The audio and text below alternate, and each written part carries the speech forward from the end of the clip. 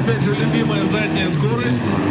Запорожца нет, вроде бы едет вперед, так что будем смотреть, может быть и лобовое что-нибудь сделает.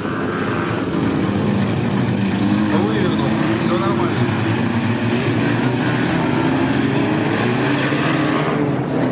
Посмотрите, Семена Черкашина сейчас конкретно ударяет пуля, причем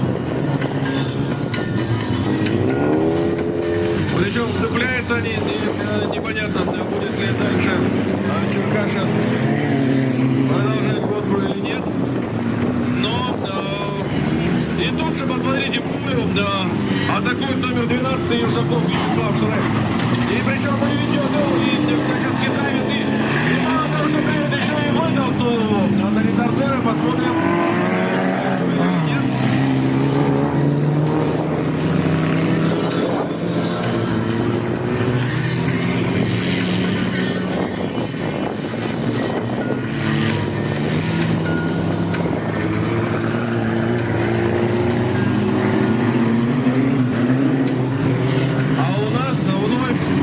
Бадаев пытается дожать номера первого Дмитрия Клевакина. Нет, Клевакин убежал.